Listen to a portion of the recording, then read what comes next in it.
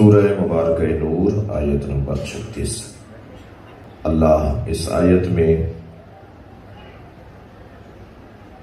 عظمت اہل بیت کا ایک باب روشن کر رہا ہے۔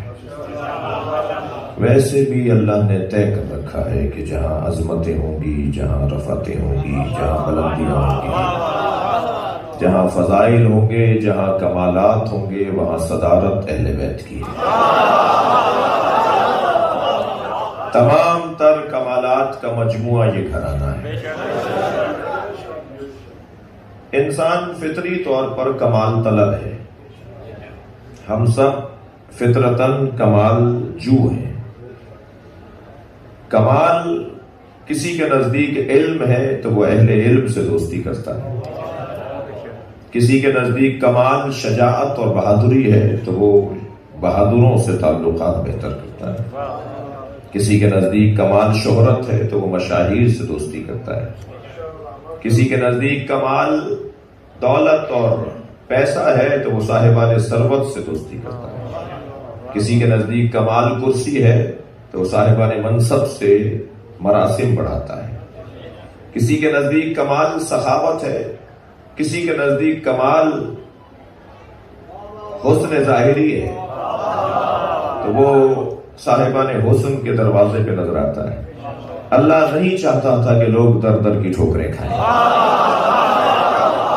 اللہ نے سارے کمالات اہل بیت کے گھر میں رکھے۔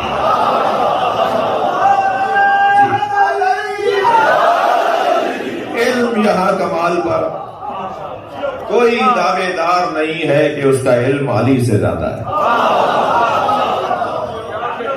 شجاعت یہاں کمال پر، یہ ایسے بہادر ہیں، یہ ایسے شجاع ہیں کہ بغیر زرہ پہنے میدان میں اترتے ہیں، سارا لشکر چھوڑ کر بھی چلا جائے تب بھی اکیلے لشکر کی طرح کھڑے۔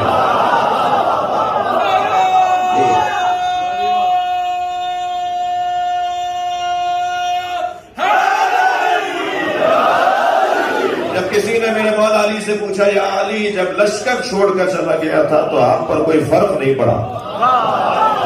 مولا نے فرمایا، لو اجتماع العرب علی قتالی، اگر سارا عرب مجھے مارنے کے لیے جمع ہو جائے تو لما ولیت پشت دکھا کر نہیں جاؤں گا،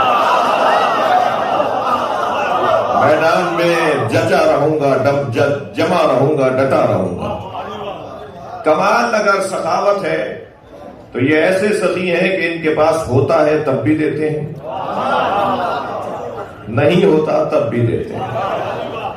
میرے اس جملے پر ایک جگہ ایک جوان مجھ سے آ کر ملنے لگا، کہنے لگا کہ مجلس میں ایک سوال ہے۔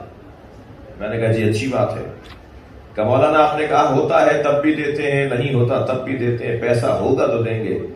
میں نے کہا اپنی اصلاح کرو، تم دینے والے ہوتے تو تمہارے پاس پیسہ ہوتا۔